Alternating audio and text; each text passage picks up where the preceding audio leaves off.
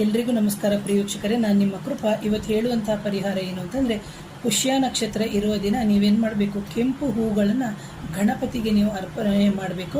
ಅಂತಹ ಅರ್ಪಣೆ ಮಾಡಿರುವಂಥ ಹೂಗಳನ್ನ ತಗೊಂಡು ಹೋಗ್ಬಿಟ್ಟು ನಿಮ್ಮ ಮನೆಯಲ್ಲಿ ವಾಸ್ತು ದೋಷ ಇದ್ದರೆ ಖಂಡಿತವಾಗ್ಲೂ ವಾಸ್ತುಗೆ ಸಂಬಂಧಪಟ್ಟಂತಹ ನಿವಾರಣೆ ಆಗುತ್ತೆ. ಹಾಗೆ ನಿಮಗೆ ಮನೆಯಲ್ಲಿ ಒಂದು ಗಲಾಟೆಗಳಾಗ್ತಾ ಇದ್ದರೆ ಇಂತಹ ಹೂವನ್ನು ಇಡೋದ್ರಿಂದ ನಿಮ್ಮ ಮನೆಯಲ್ಲಿ ಗಲಾಟೆ ಕಮ್ಮಿ ಆಗುತ್ತೆ. ಹಾಗೆಯೇ ಬಂದು ನಿಮಗೆ ಸೈಟಿನ ತೊಂದರೆ ಇತ್ತು ಅಥವಾ ಜಮೀನಿನ ತೊಂದರೆ ಇತ್ತು ಅಥವಾ ಜಮೀನಲ್ಲಿ ಬೆಳೆಗಳು ಬರ್ತಾ ಇಲ್ಲ ಅಂತಹ ಸಂದರ್ಭದಲ್ಲಿ ಪುಷ್ಯ ನಕ್ಷತ್ರದ ದಿನವೇ ನೀವು ಗಣಪತಿ ದೇವಸ್ಥಾನಕ್ಕೆ ಹೋಗಿ ಅಂತಹ ಕೆಂಪು ಹೂಗಳನ್ನು ನಿಮ್ಮ ಜಮೀನಿನಲ್ಲಿ ಹಾಕೋದ್ರಿಂದ ನಿಮ್ಮ ಜಮೀನಿನಲ್ಲಿ ಏನಾದರೂ ನಕಾರಾತ್ಮಕ ಶಕ್ತಿಗಳು ಇದ್ದಂಥ ಸಂದರ್ಭದಲ್ಲಿ ಪರಿಹಾರ ಆಗುತ್ತೆ. ಅಕಸ್ಮಾತ್ ಯಾವುದೇ ಮಾಂತ್ರಿಕ ಬಾಧೆಗಳು ಆಗಿದ್ದಂಥ ಸಂದರ್ಭದಲ್ಲಿ ನಿಮಗೆ ಏನು ಪರಿಹಾರಕ್ಕೆ ದಾರಿಯಾಗುತ್ತೆ ಅಂತ ಹೇಳ್ತೀನಿ.